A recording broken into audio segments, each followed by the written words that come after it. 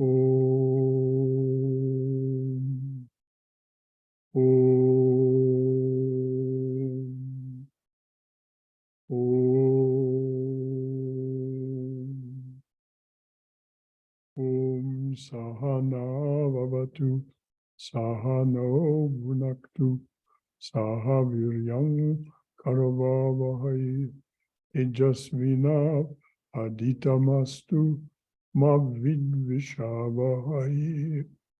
Om Shanti Shanti Shanti. Om. May the Divine Being look over us lovingly as a mother and father. May the Divine Being support and nourish us as a mother and father. May we have the strength and skill to study together the art of spirituality. May no misunderstandings arise amongst us. Om, peace, peace, peace, and thy blessed beneficence be unto us and to all beloved beings everywhere. Well, once again, good morning and namaste. Welcome to our Sunday morning talk. This is the second talk in the month of June on the subject of Bhakta, Bhakti. And the topic is, what is a Bhakta's prayer? But before we go into the subject for this morning, of course, there are some announcements. First of all, about Seva Saturday. It seems that with the pandemic and so many of you attending on Zoom, there's been a little disconnection between the physical presence of this place and its needs for your tender, loving care. Yesterday was Seva Saturday for June, and only 4 people were here. Those people did, of course, a wonderful job and got some wonderful things accomplished. But there was much more to be done than those 4 people could get accomplished. So if you would consider this in future, just watch your newsletter, look on the website. In July, because of July 4th and Swami Sarvapriyananda's visit, Seva Saturday for July will be on July 1st. Normally it's the second Saturday of every month, but this coming month in July, it's going to be July 1st. So it would be very much appreciated if more of you could make yourself known on Seva Saturday. Now, I would like to introduce one of the members of our board, Balakrishna Nuli, Dr. Nuli, who has a few words to say to you on another topic. So please attend to him. He's going to come and stand by me on the right here so that you can hear him and perhaps even see him. Good morning, everybody. Nice to see all of you. You know, I just want to bring your attention to all of you. In spite of all the difficulties in the last 2 years because of the COVID and all those things, we have been enjoying all the satsangs and all the classes and also the personal interviews with Shankara ji, with all the things. You know, I would like to thank him for all the efforts he's putting forward for all these things to continue. But my main concern is the center is working so fine and everything is going, but the financial situation of the center, I just want to bring it to your attention. Now, this year, so far, we collected maybe 1/3 or maybe less than what we usually collect every year. So my humble request is just please do whatever you can, because this center is not supported by either Belur Much or Hollywood Center. We have to support our center. So please do whatever you can to improve the finances. Thank you so much. Thank you, Balakrishna. Thank you. Yes, this center is supported by its devotees and friends. There is no support from any outside source. As Balakrishna ji mentioned, there's no support from Belur. There's no support from Hollywood. There's the support of Swami Sarvadevananda being our head minister from Hollywood, but no financial support. So if you can be helpful in that regard, it would be good. As Bala pointed out, our income is substantially down, and but the expenses of running this place continue. So once again, thank you for your attention, and thank you for your concern about this place. I know you're concerned because you come for the classes and talks. So once again, thank you. And now we'll go on. The next thing, of course, is one of the things that the center is able to do because it continues to sustain itself, and that is we'll have Swami Sarvapriyananda on July 8th and 9th at the Doubletree Hilton Hotel, giving a 2-day spiritual retreat on the Ashtavakra Gita. Ashtavakra Samhita. That all the details are available about that. And also, I want to point out that a couple of days before the Swami arrives, a few days before, we're going to have our July 4th celebration. Details about that will be in the, now our celebration of July 4th, of course, is a celebration of this nation, but it's also a celebration of Swami Vivekananda. So if you can manage to attend either in person, and it'll be lovely if you could come in person on July 4th, we'll have a festive day as we always do, and celebrate Swami Vivekananda and what he did as a missionary to the West. As he said, I have a mission to the West, as Buddha had a mission to the East. And this place is a direct result of that mission. It's a direct result through Chicago, and then Swami Yogeshananda, and so on.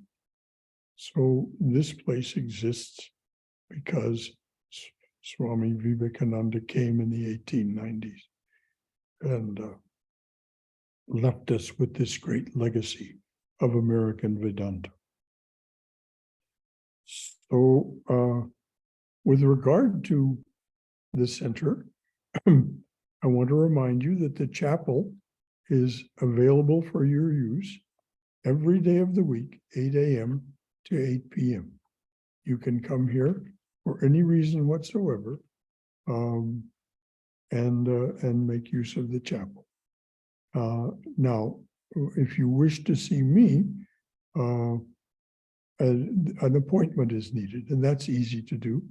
All you have to do is send me an email. I'll reply with my cell phone number. If you don't already have my cell phone number, then we'll go ahead. So before I move on to the body of today's talk, is there any comment from anyone about anything that's been said, or any concern or question that you'd like to have for clarification? Anything at all from anyone?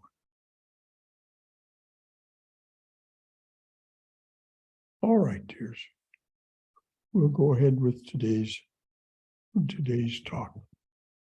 As I've been doing every week, I would like to point out that what is about to be said and read, is not meant as personal instruction for you. This is not something that you should do or should even consider unless it's congenial to you. It presents some wonderful ideas about Bhakti Yoga. Those may be of use to you or not, as you see fit. But there's no dogma, there's no shoulds, there's just presentation of practices and principles having to do with the yogas. Each month, we study a yoga, and for June, it's Bhakti Yoga. All right. So June is indeed a month for study of Bhakti Yoga. A Bhakti yogi, a Bhakta, establishes a heartfelt personal relationship with God through study, prayer, ritual, and worship.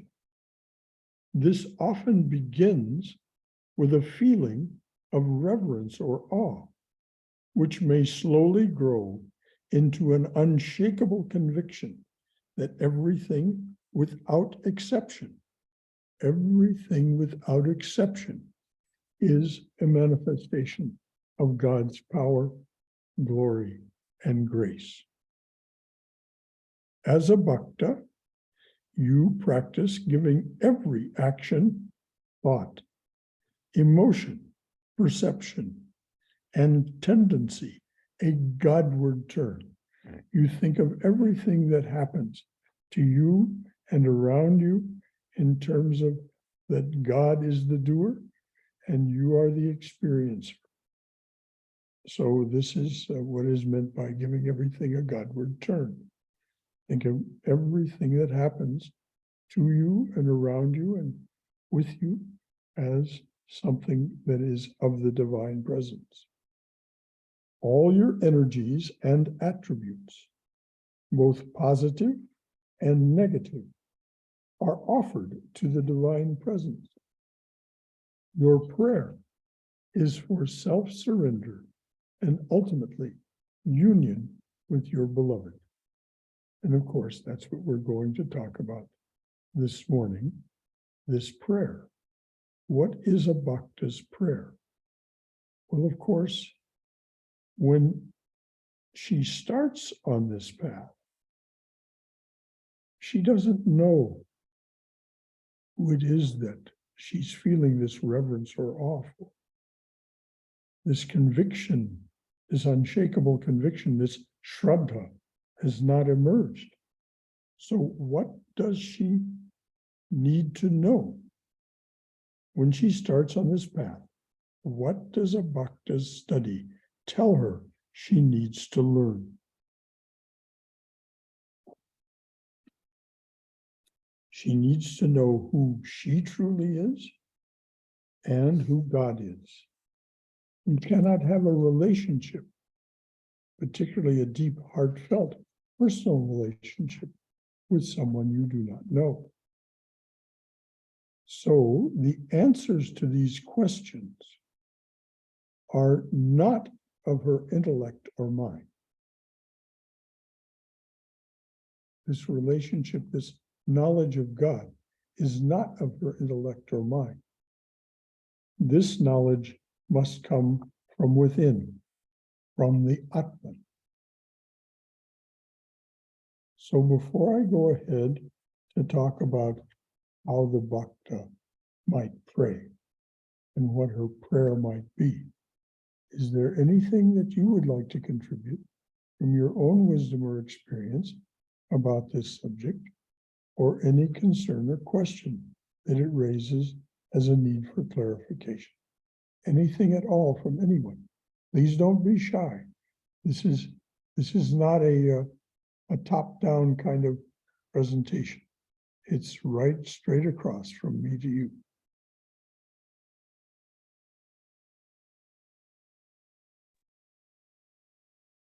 Brother Shankara, Yes, Bhagirath.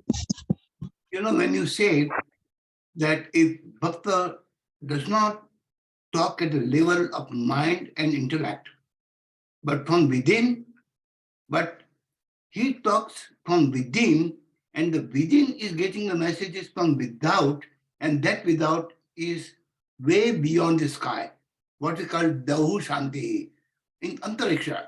So there are messages deep down there, and that's where he communicates with Bhakta straight, and Bhakta gets it. And that's what one of the prayers of the Bhakta, that I don't want to be liberated in this life.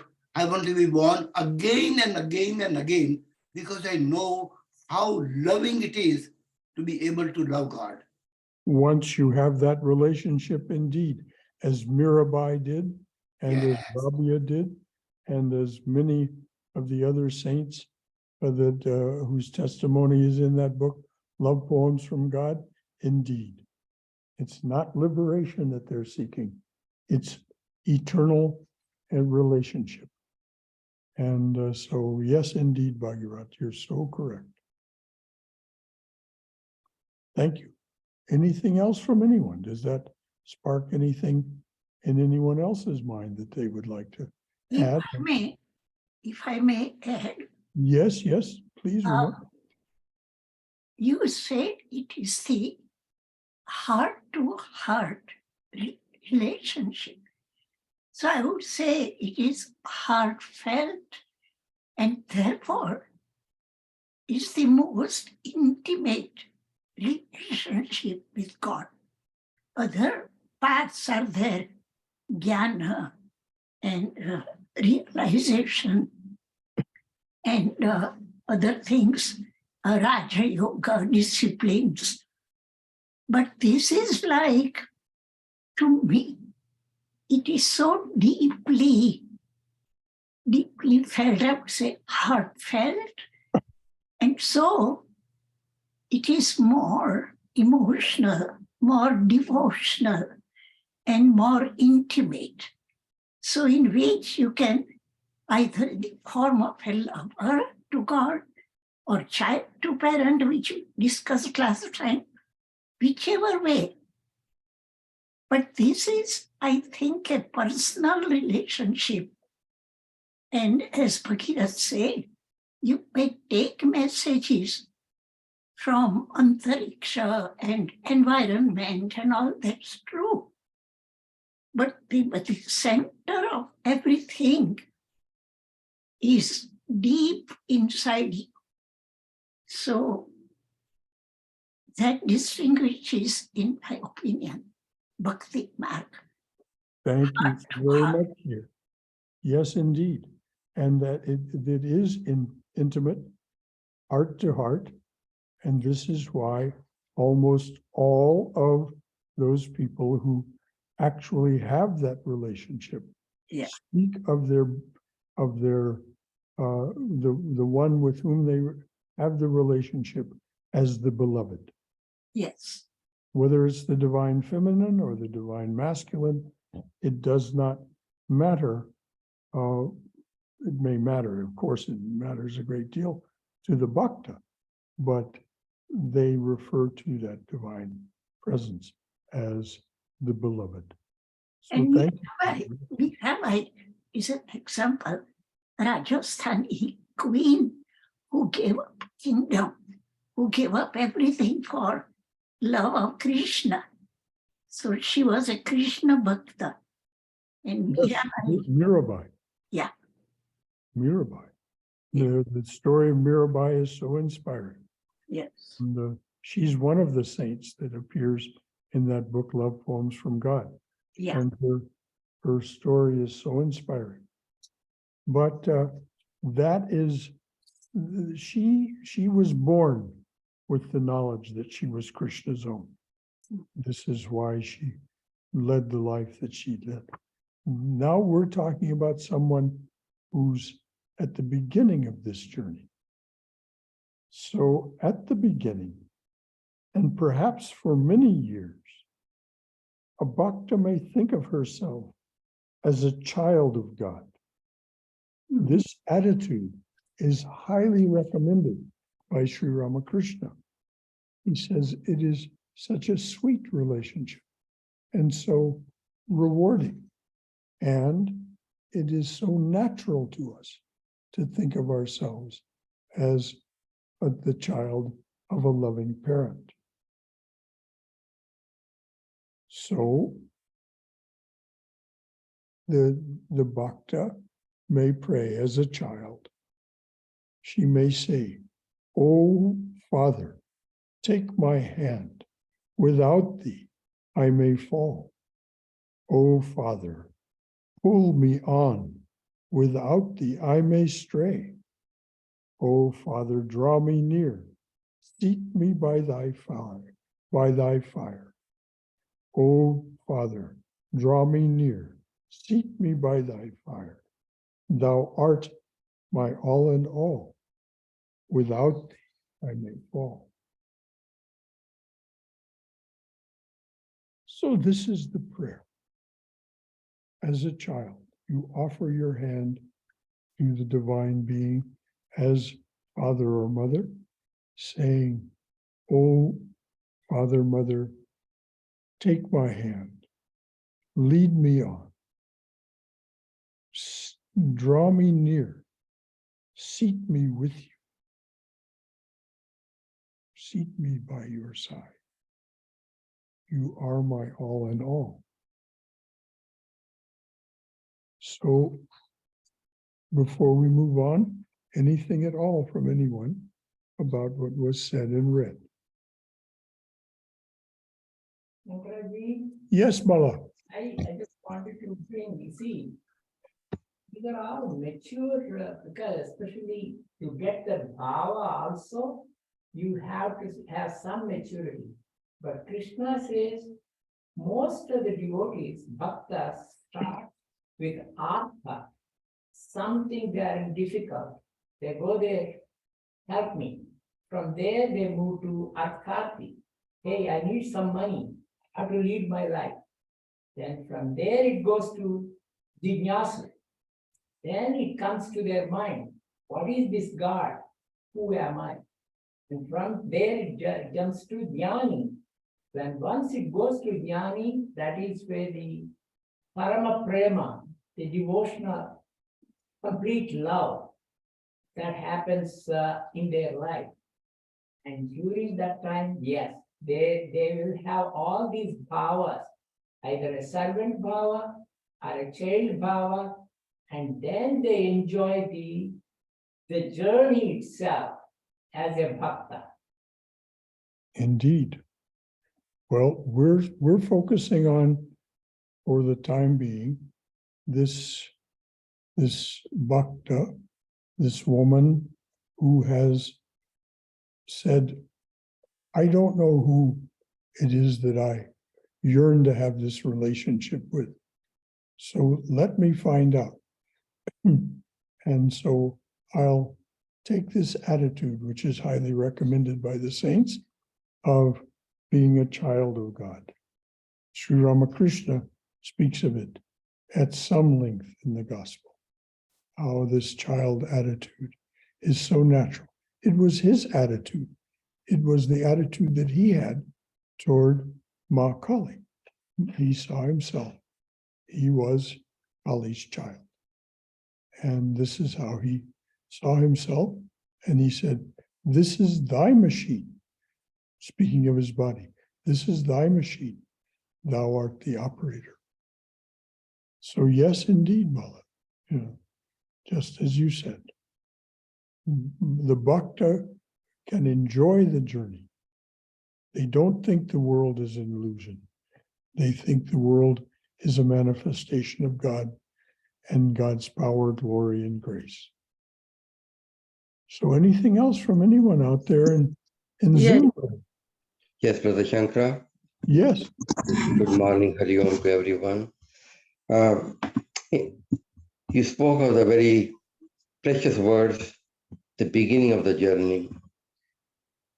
The beginning of the journey for Shraddha, in my opinion, is many a time personally created by seeing the divine presence in whatever is happening around us, around me.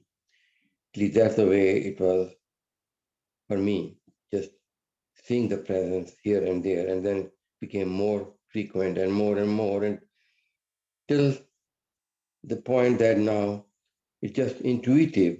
Just anything happens, and I see, oh, that's divine Leela. Just anything happens. Just stepping out of the shower, looking for a shirt. I can't believe how many times it just is intuitive. Oh, this too is divine Leela. Oh, this too is divine Leela. Yes. With all that, that's a blessing for me. And then I ask myself a question, and I would like you to address it if possible today, that how about someone who's going through a lot of despair and misfortune over and over again, and it's hard for that person to be able to perceive even when there is a divine Leela around. Well, yes, it's exactly as you say. They cannot perceive it in any sense because their mind is so distracted by their suffering. Now we learn from suffering.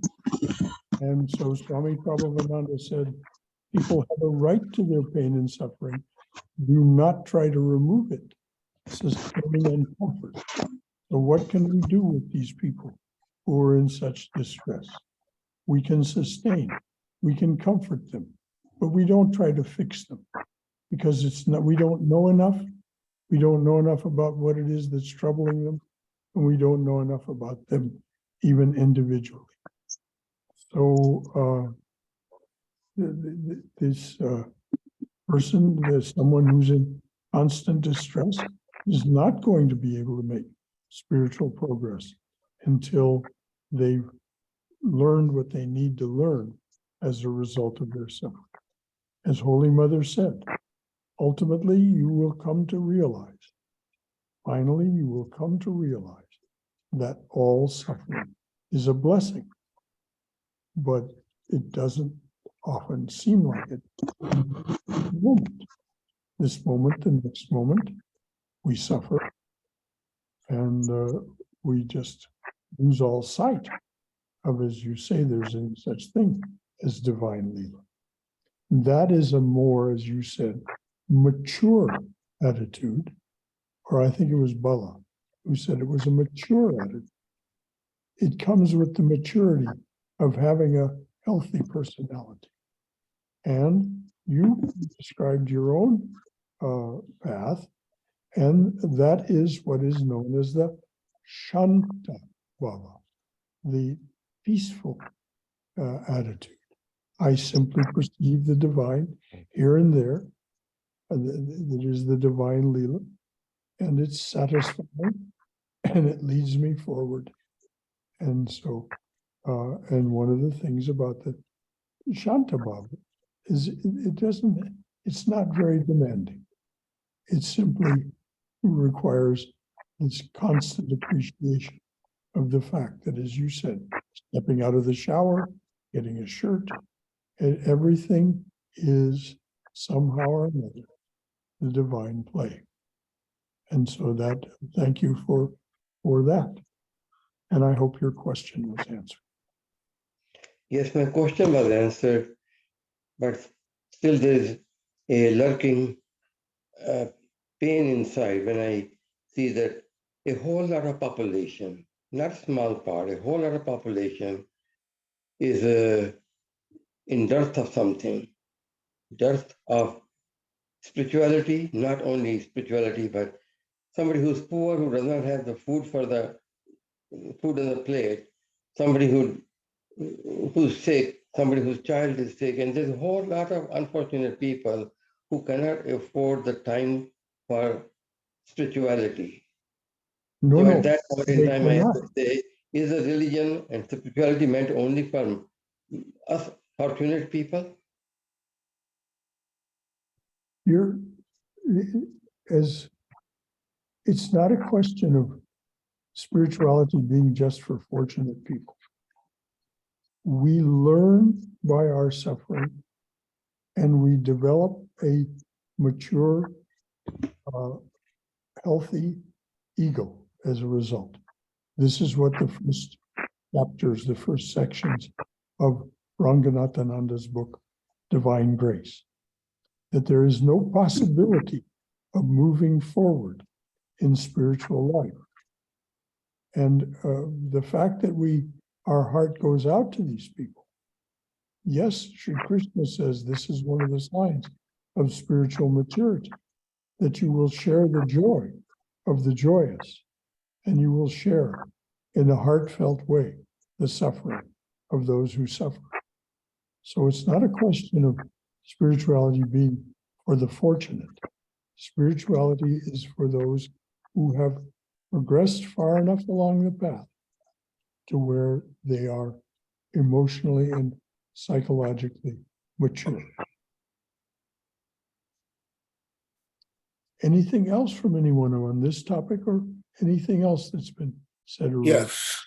Is the approach of a child to a parent the ideal approach for everyone?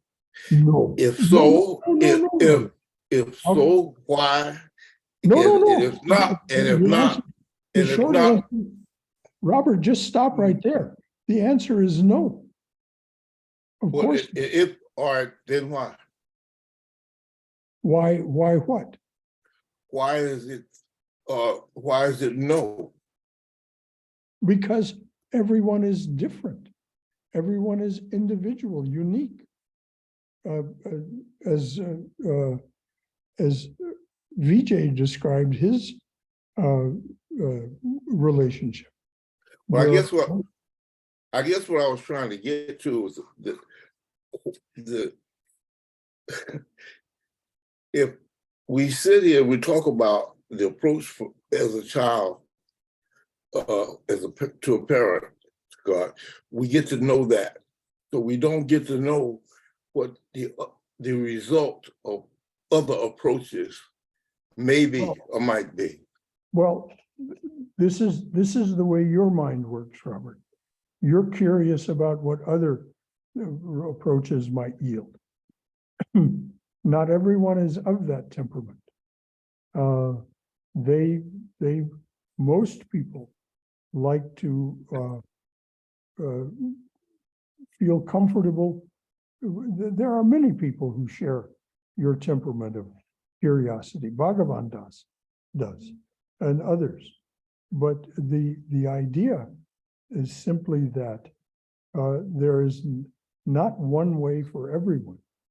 And the thing for us to do, as Sri Ramakrishna says, is select one way and then dive deep in that way, in that path, rather than drilling a well somewhere else to see if you can find a purer water. Does that make sense to you? Yes, but if I only know one way, then I don't have a choice. No, you do have a choice. That's what I was trying to get you to tell me what the other choices are, or give me an idea. We'll talk about the other bhavas, the other attitudes, the servant relationship. There's actually a parent relationship. There's a lover relationship.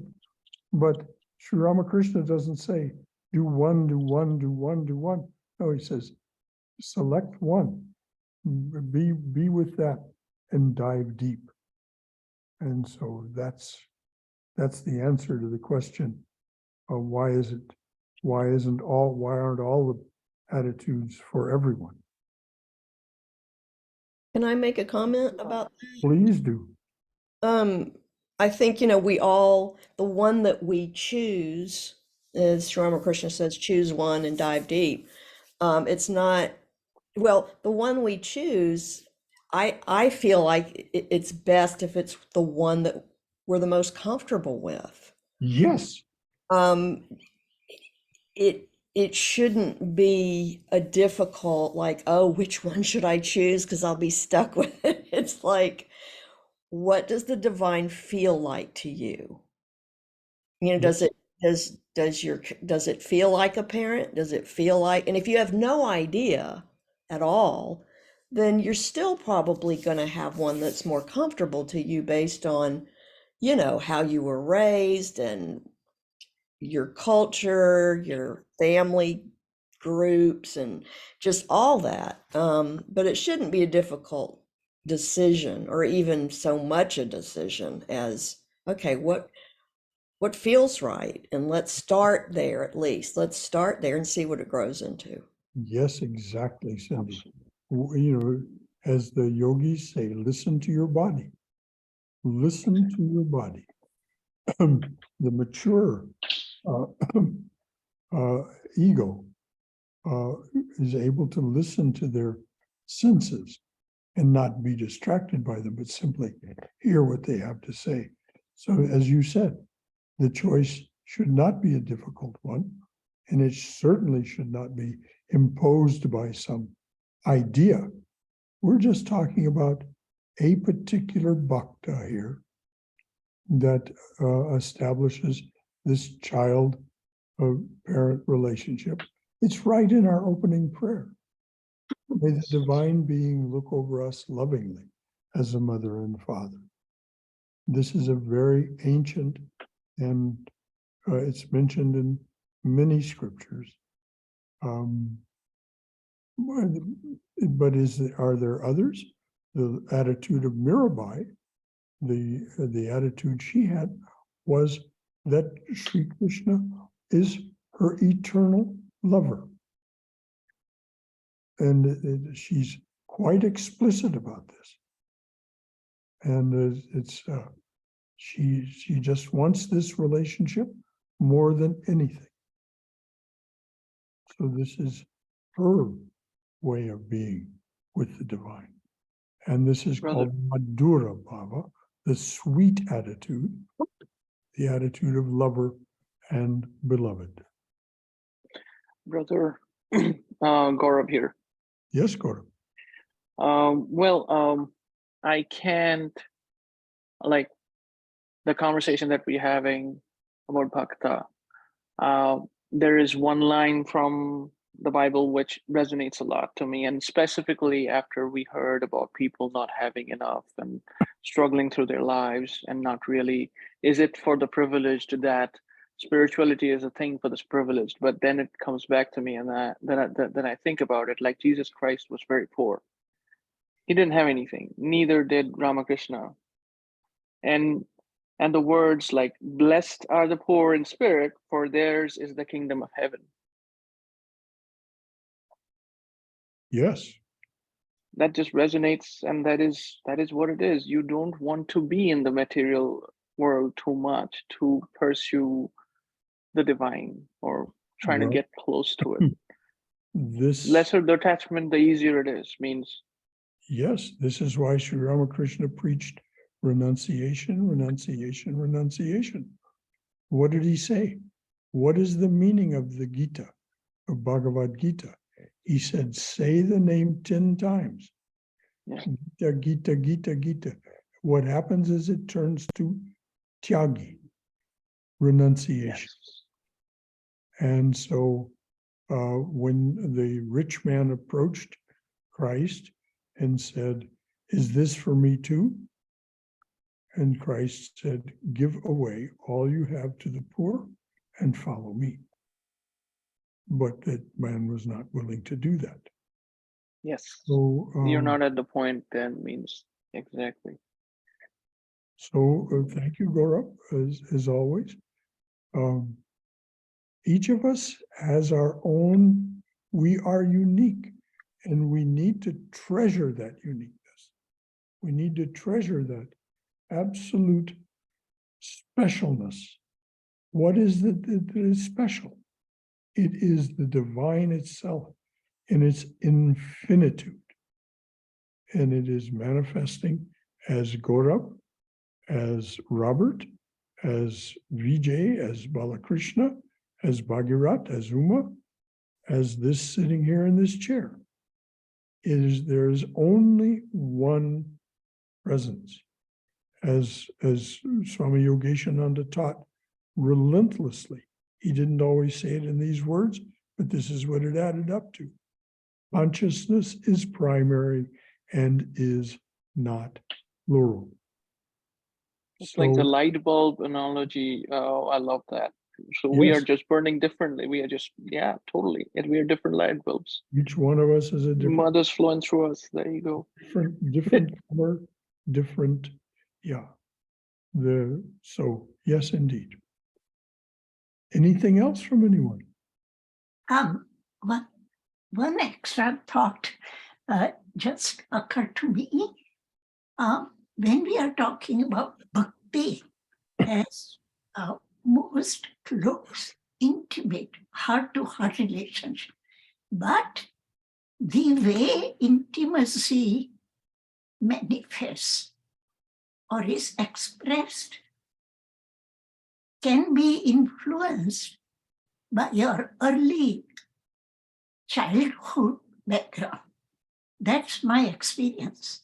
As a child, when I was growing up in a joint family, as in India, most people are familiar with living not only with the brother, sister, parents, but grandparents and cousins, etc.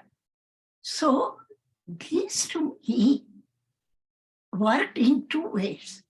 On one hand, I saw my grandma never missing puja early in the morning. And she was a very strict disciplinarian in her life, eating only once a day and doing japa and all that. On the other hand, I also saw her younger sister, my grandma's sister. She would always sit erect and meditate. So, and my dad, my father, was a devotee of Sri Ramakrishna. So what I'm trying to say is that all these various kinds of approaching God work in me silently. And now when I'm mature or beyond mature age-wise, so all these influences are working in myself, that I like to read like my dad, I like to meditate like my grandma's sister, I like bhakti. So all these multifaceted aspects of bhakti are working in my life, myself. Yes, very well articulated. And that is the way it happens for a mature spiritual aspirant, that these things come back to you and inform your way of being. Yes. But to take up our Bhakta again, over time, as her yearning for a heartfelt relationship with God becomes an unbearable ache. This is mentioned by Prabhupada as an inevitability for a bhakta. As her yearning for a heartfelt relationship with God becomes an unbearable ache, she may cry, "O Lord, fill this heart. O Lord, fill this heart. You are my all in all. Thou art my all in all. Thou art my all in all. Thou art my all in all." A heart filled with the presence is one way to think of Savikalpa Samadhi, an experience of the divine so intense that no other thought arises in those moments. Savikalpa Samadhi is an experience so intense. It's an experience of the divine and nothing more, that no other thought but the divine arises in those moments. Samadhi transforms the bhakta's mind and intellect. Her ego self and its purposes become clear. She can now live in communion with her beloved. I'm going to read that again.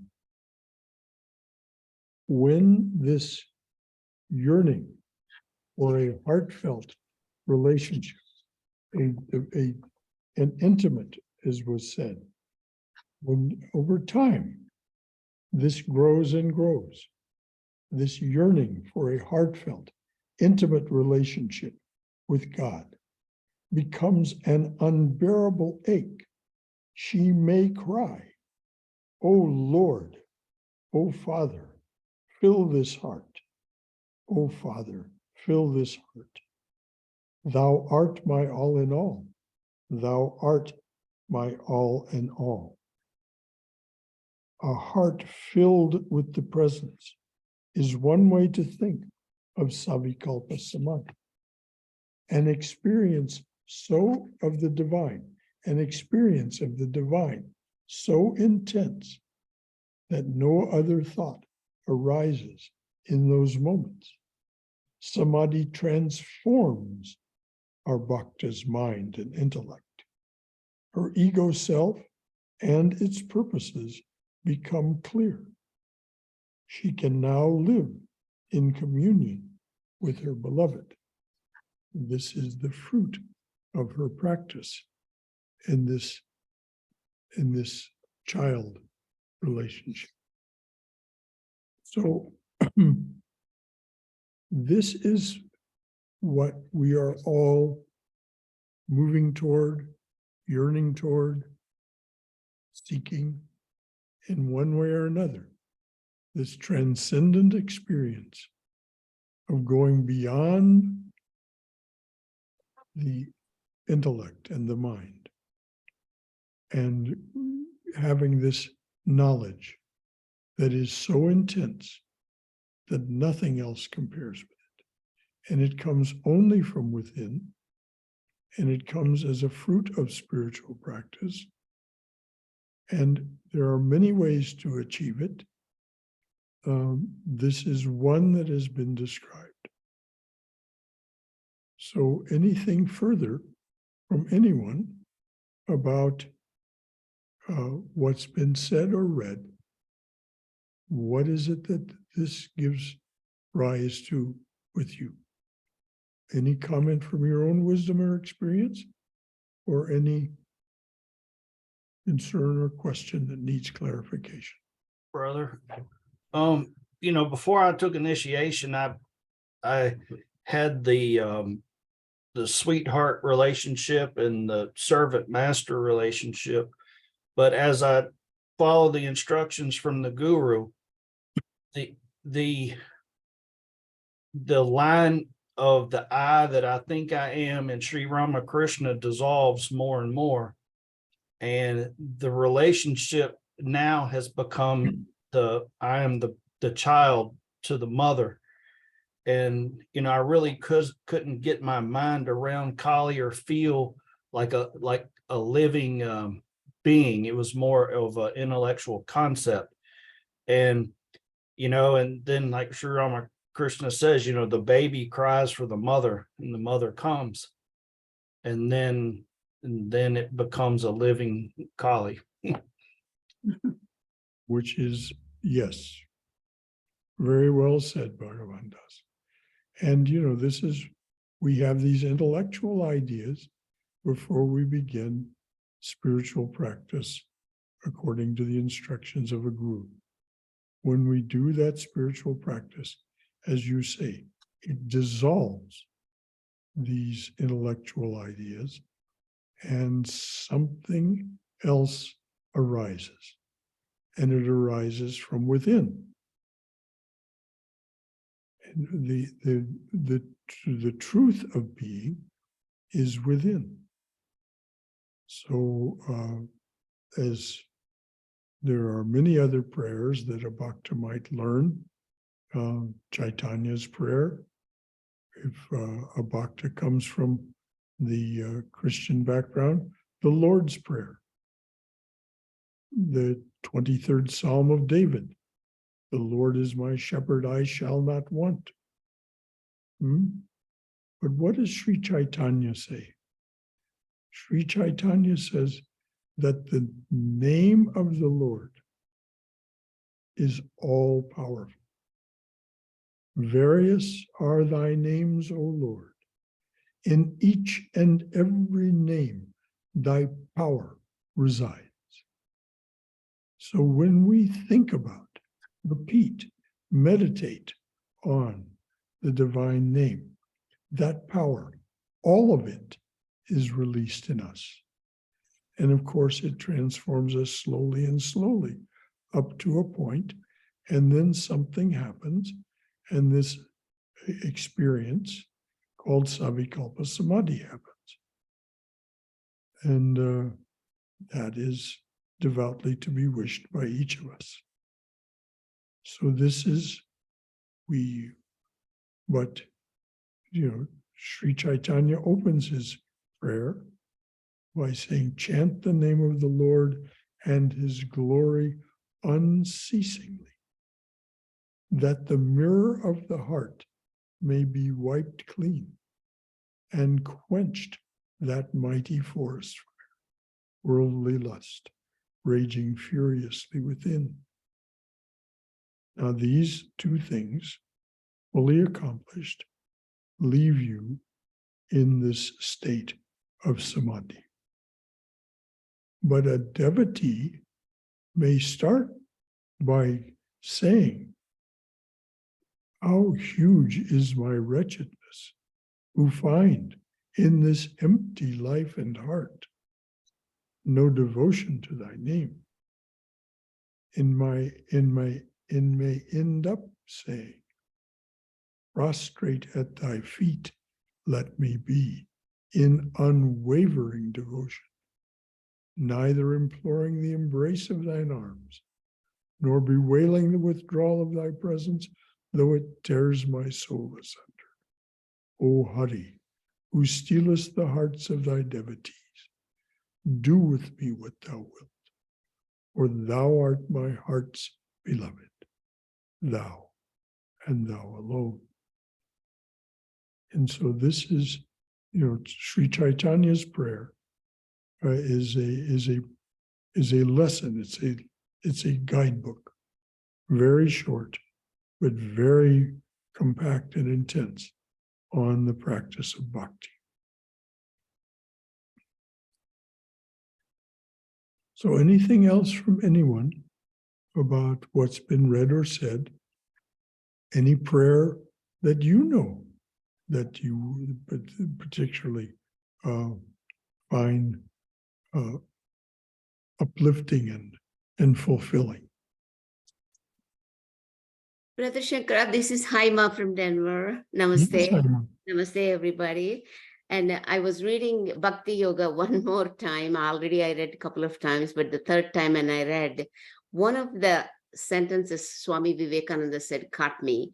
Truly, what real Bhakta is, what he said is, the man whose heart never cherishes even the thought of injury to anyone, who rejoices at the prosperity of even his or her greatest enemy, that man is the Bhakta. He is the yogi, he is the guru of all, even though he lives every day of life on the flesh of swine. That just caught me so well. I think. Would you repeat that, please, Haima? Sure. The man whose heart never cherishes even the thought of injury to anyone, who rejoices at the prosperity of even his or her greatest enemy, that person is the Bhakta. He or she is the real yogi.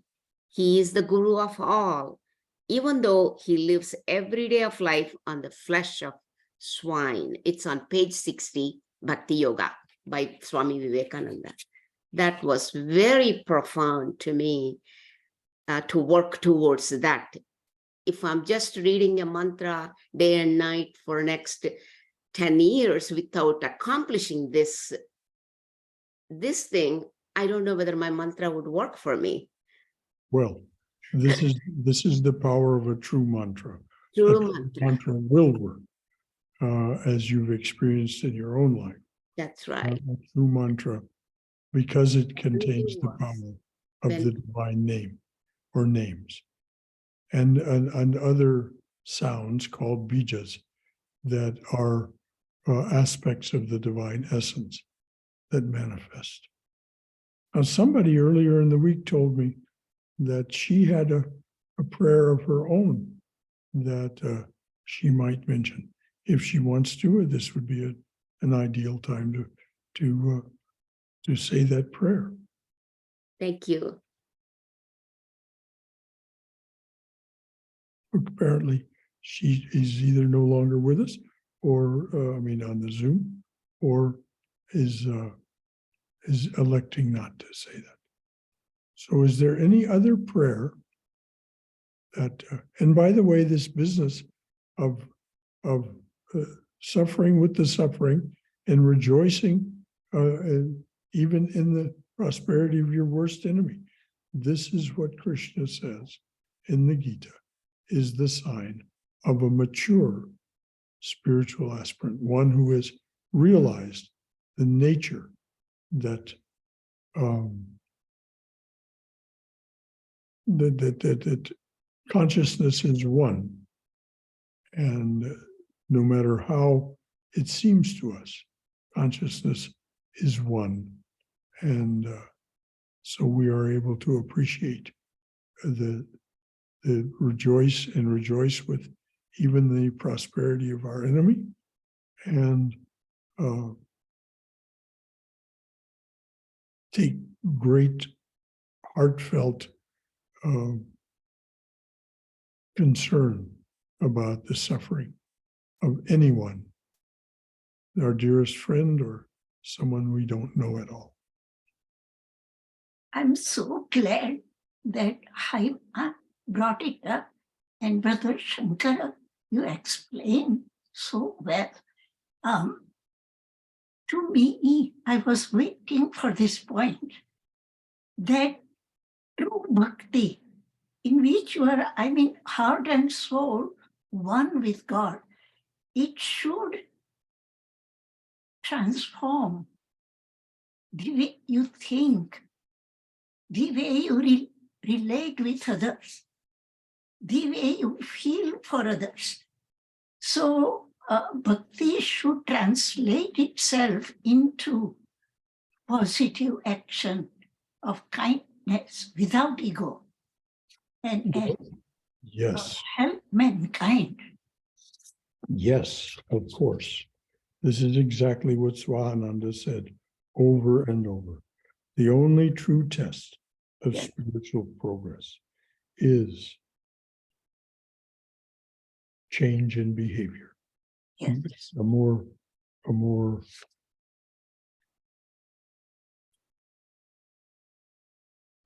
as you said, involved, Yeah. but dispassionate Right.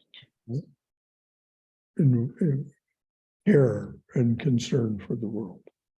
And one of the prayers, Sanskrit prayer, I always remember, it says, Ma means not, Ma kaschit dukkham apnuyat. If you cannot do good for anyone, good to anyone, at least don't harm anyone. Yes. That's it. So I'm going to read so that all of what's been said and read and commented on by others will be in this perspective. This is the definition of Bhakti Yoga. A Bhakti yogi, Bhakta, establishes a heartfelt personal relationship with God through study, prayer, ritual, and worship. This often begins with a simple feeling of reverence or awe which may slowly grow into an unshakable conviction that everything, without exception, manifests God's power, glory, and grace. As a Bhakta, you practice giving every action, thought, emotion, perception, and tendency a Godward turn. All your energies and attributes, both negative and positive, are offered to the divine presence. Your prayer, your everlasting prayer, is for self-surrender and ultimately complete union with your beloved. Any last words from anyone? Anyone at all? Brother Gaurav here. Yes, Guru. When we're talking about like mantras, means I personally have felt like I was practicing Gayatri Mantra for a while, and the effects of that is so different from like maybe just taking Divine Mother's name. Means the experiences are different, and I think that entity lets you know which one is what you should pursue. You're Indeed. comfortable with. Means body comfort, as we were talking about, means I felt like I was burning up doing the Gayatri Mantra for a long time, and then I kind of gravitated towards Mother more, and it's extremely calming and tranquil and loving and caring. I cannot explain in words. Well, what is it that you're asking for in the Gayatri Mantra? What is the Gayatri Mantra? What is the request? How would you just articulate what it is that the Gayatri is asking? I'm asking from the Supreme to enlighten me, give me the divine knowledge, Yes. the ultimate truth, and it's very powerful. Means it literally, I probably am not at a position to deal with it. Well, the burning that you mentioned, Yes. this is, if you read the life of Sri Ramakrishna, this is one of the attributes that manifests when you have this intense desire for the supreme reality, which is what it's discussed in the. But as you said, your heart guided you toward being in a relationship with Mother. Yes. This child relationship with Mother. How sweet.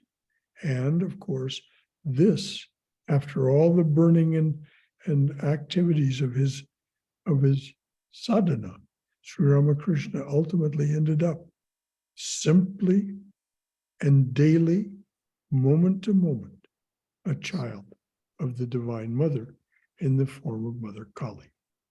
Yes. I'm gravitated towards that, and yes, Ma Durga is what I'm pursuing. But yes, Mother Kali is a different experience again. You can feel it. You start doing it. It's undeniable. Oh, yes. Yes, undeniable is exactly the word. This is where the unshakable conviction comes from. What you experience is utterly and completely undeniable. Any final words from anyone? All right, dears. Let there be peace in outer space.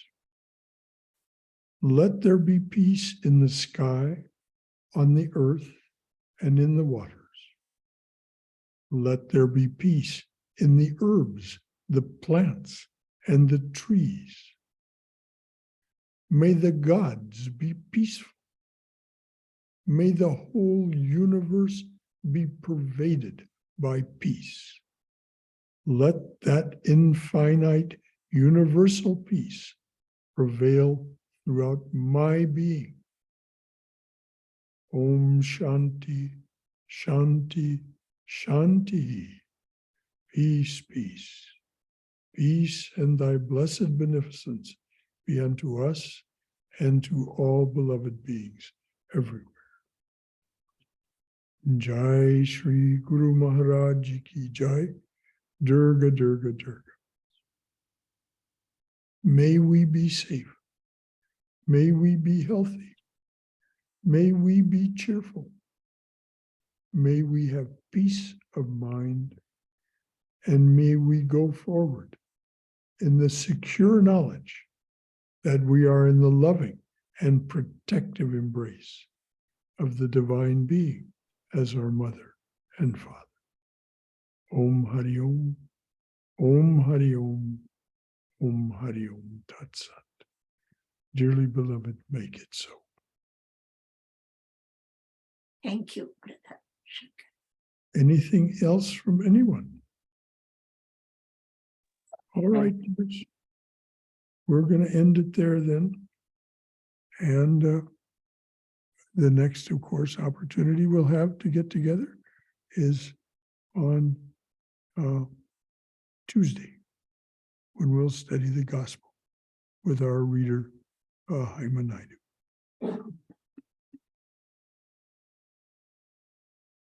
So, away we go as soon as I can get the cursor to be where it needs to be. Oh, my vision is so poor.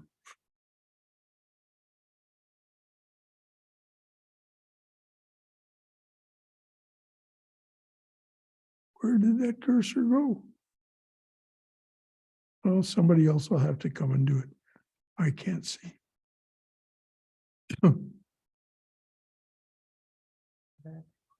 Well, if you can find the cursor, there it is. Well, where is it now? You see it, I lose it. I'm trying to hit the end meeting for all. Can somebody? I don't see it. Maybe play with it, let us see. There it is. Oh yeah, it is here. It is here. You see? Okay, is it Coming up. there? you go Okay. up,